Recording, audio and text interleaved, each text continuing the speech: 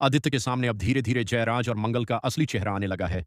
उसे एहसास हो रहा है कि दोनों सिर्फ परिवार की चिंता नहीं कर रहे, बल्कि उसके हर कदम पर नजर भी रख रहे हैं। दूसरी तरफ आरव की मौत के बाद पूरा परिवार दुख में डूबा हुआ है, लेकिन आदित्य इस मौके का फायदा उठाने की सोचता है।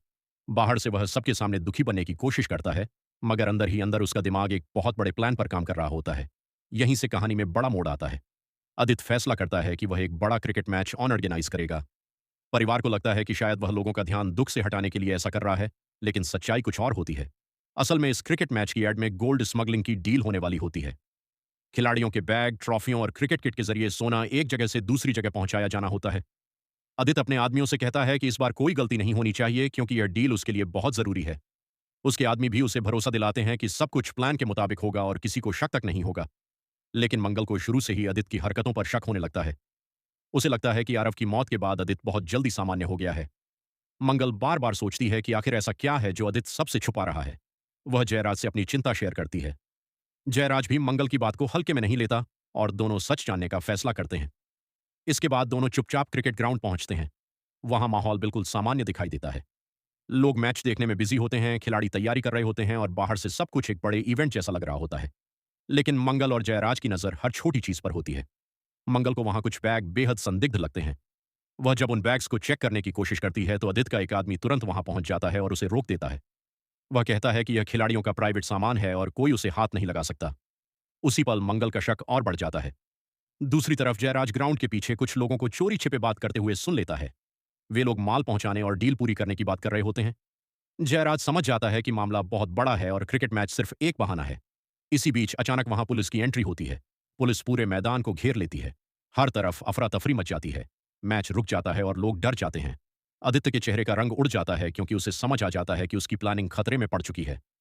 पुलिस एक एक बैग की जांच शुरू करती है। थोड़ी देर बाद एक बैग से भारी मात्रा में गोल्ड निकलता है। ये देखकर सभी लोग हैरान रह जाते हैं।